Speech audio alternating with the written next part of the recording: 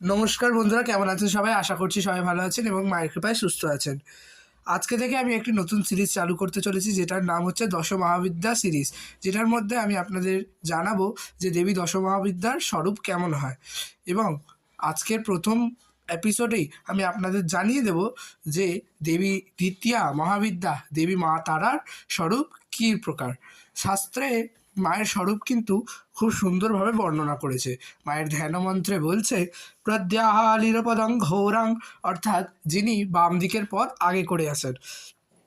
মুন্ডমালা বিভূষিতাং, যার গলায় মুন্ডমালা ঝুলছে। খর্বাং লম্বধরিং ভীমাং ব্যাঘ্রচর্মং বৃতঙ্কট, যার গায়ে ব্যাঘ্রচর্মাবৃতকট, অত্যন্ত বেটে মোটা এবং একটি বড় ভুঁড়ি রয়েছে।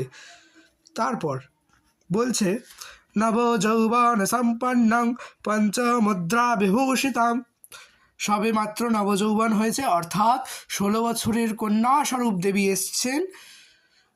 সেটি হচ্ছে নবযৌবন সম্পন্ন পঞ্চমুদ্রা বিভূষিতাম।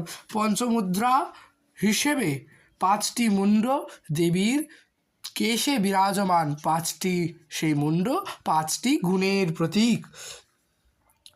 চতুর্ভুজ লোল জিহ্বাং মহর ভীমাং বরপ্রদ, 4টে ভুজা লক লক করছে এমন জীব, এবং প্রতিটি হস্ত দিয়েই দেবী বর প্রদান করছেন। খর্গকর্তৃ সমাযুক্তম সব্য তারা ভুজিদ্বয়ম, খড়গ মানে খাড়া ধরে আছেন। কর্ত্রী অর্থাৎ কাটারি নিজ হস্তে ধারণ করেছেন দেবী। সমাযুক্তম সব্য তারা ভুজিদ্বয়ম, সেটাই দেবী তারার হস্তে সব্যসত্ত্ব ভূজিতা। কপালোৎপাল সমাযুক্তম সব্য পানি যুগান্বিতাম, কপালের মধ্যে দেবী সুধাস্বরূপ রক্তপান করছেন।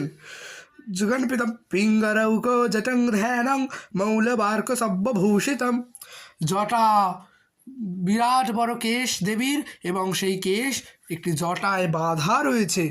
জলচিত মধ্যঘাতং ঘোর দ্রংষ্টং করালিনী, জ্বলন্ত চিতার একদম মধ্যিখানে দেবী অধিষ্ঠান করছেন, এবং অত্যন্ত করাল তার বদন। সব্যশস্য স্মের বদন, একটি নতুন শস্য যখন উৎপাদিত হয় তখন যেই রূপ তার শস্য বদন হয়, ঠিক তেমন বদন দেবীর। স্ত্রী অলঙ্কার বিভূষিতাম বিশ্বব্যাপকতস্ত শ্বেতপদ্ম পরিস্থিতাম, স্ত্রী অলঙ্কার যেগুলো, যেমন লজ্জা, ঘৃণা, ভয়, যেগুলো হচ্ছে স্ত্রীর অলঙ্কার, সেইগুলো দেবীর ভূষিত এবং বিশ্বব্যাপক, সেটা বিশ্ব কোথাও নেই এমন শ্বেতপদ্ম অর্থাৎ সাদা পদ্মর ওপরে দেবী বিরাজমান রয়েছেন। অক্ষভ্য দেবীর মূর্ধ স্ত্রী মূর্তির অগরূপিণী, এই হচ্ছে দেবীর মূর্ধান্য, দেবীর শ্রীমূর্তি, সেই হচ্ছে সেই স্ত্রীমূর্তি দেবীর অগরূপিণী তারা।